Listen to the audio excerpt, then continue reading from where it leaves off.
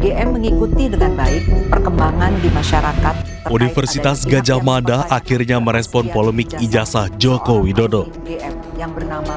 Rektor UGM, Ova Amelia, menyatakan kampusnya tidak bertanggung jawab atas tersebarnya foto ijazah milik Jokowi yang selama ini beredar di media sosial. Ia juga menjamin Jokowi menempuh pendidikan di Fakultas Kehutanan Universitas Gadjah Mada hingga lulus. Ijazah itu kan tahun 85 sudah diserahkan kepada yang bersangkutan. Artinya yang menjaga ijazah itu adalah yang bersangkutan. Oleh karena itu Universitas Gadjah Mada ini ya kita tidak mau berkomentar terkait dengan ijazah, a piece of paper yang sudah ada di yang bersangkutan. Artinya UGM juga tidak bertanggung jawab. Apakah yang beredar sekarang itu adalah yang diserahkan UGM dulu itu bukan?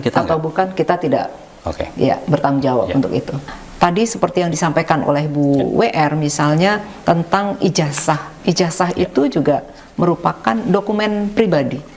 Jadi bukan ranahnya institusi untuk menunjukkan kepada publik. Sementara Dekan Fakultas Kehutanan UGM, Sigit Sunarta, menambahkan dokumen ijazah sarjana Jokowi hanya dicetak 1 kali. Ia juga menambahkan lembar pengesahan skripsi Jokowi yang tertulis tanpa tanggal akibat lupa. Ada lembar pengesahan yang luput barangkali ya, lupa waktu itu untuk memberikan tanggalnya. Ya, itu hal yang saya pikir wajar ya, karena ketergesa-gesaan atau alasan yang lain itu jadi luput untuk itu.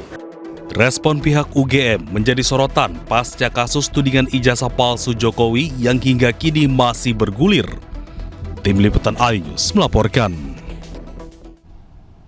Pemirsa, UGM buka-bukaan soal ijazah Jokowi. Untuk membahasnya sudah bergabung bersama kami pakar telematika sekaligus terlapor kasus ijazah Jokowi, Roy Suryo, dan Sekjen Projo, Andi Azwan. Selamat sore Bapak-Bapak.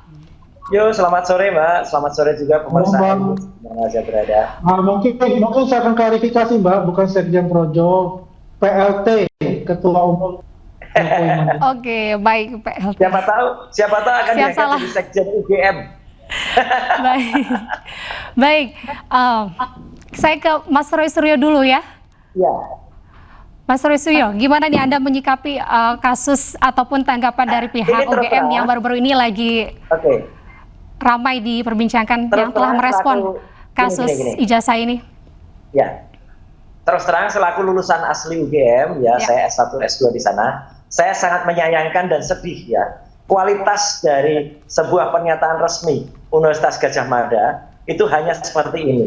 Bahkan sampai seorang wartawan senior dulu Ketua AJI, Aliansi Jurnalis Indonesia, mengatakan ini kayak press conference kecamatan saja gitu. Saya sedih mendengar itu. Kenapa? Karena memang benar-benar sangat-sangat minimalis ya.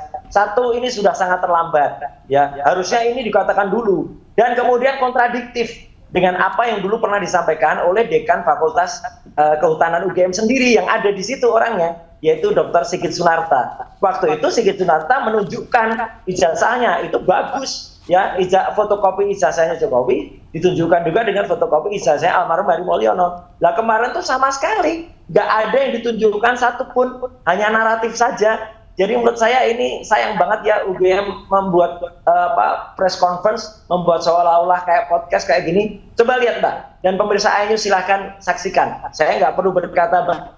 Tonton atau baca komentar-komentar yang ada di YouTube original atau YouTube asli dari UGM itu. Mostly, hampir semuanya menyayangkan ya. Saya mendukung ya kalau misalnya UGM itu membuat podcast, tampilan, rektor misalnya Prof. Ova itu nyampaikan dengan proper, dengan bukti-bukti, dibuat lebih cantik. UGM pasti punya sumber dana, punya sumber data yang sebenarnya bisa digunakan untuk itu, dan itu cakep banget dan akan bikin, kalau begini terus terang itu akan membuat ketidakpercayaan terhadap UGM makin menjadi tinggi. Jadi ya saya senyum saja lihat kayak gini gitu loh. Siapa sih konsultan komunikasinya UGM itu Mbak? Itu sayang banget. Ini benar-benar nilainya buruk ya dong. Gitu.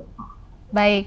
Kalau untuk Bang Andi Azwan sendiri, izin tadi salah saya menyampaikannya, ini inginnya dipanggil apa tadi, Waketum? Jokowi Mania. Oke, Waketum Jokowi Mania. Gimana nih Bang tanggapan Anda sendiri? Joman tuh Bang Noel Mbak. Bang Noelnya lagi sedih sekarang. Baik, Bang Andi silakan. Bagaimana tanggapan Anda? Pertama-tama ya kami mengucapkan terima kasih akhirnya UGM secara ofisial yang memberikan keterangan ya walaupun melalui podcast ya bahwasanya Pak Jokowi adalah alumni dari Fakultas Kehutanan Universitas Gadjah Mada dari masuk dan hingga selesai yang menerima ijazah ya dari Universitas Gadjah Mada. Ini sudah mengkonfirm yang selama ini kan narasi-narasinya kan banyak sekali tuh. Ada yang bilang DO ya kan, ada yang bilang itu duplikat, ada yang bilang palsu dan segala macamnya. Tapi institusi yang mengeluarkan ijazah itu ya telah membuktikan dan telah mengkonfirm semuanya bahwasannya itu adalah alumni Universitas Gadjah Mada. Dan ya dokumen-dokumen otentiknya itu ada semua ya. Jadi istilahnya itu ya apapun yang ini kita tinggal menunggu saja. Sayangnya nggak ditampilkan itu.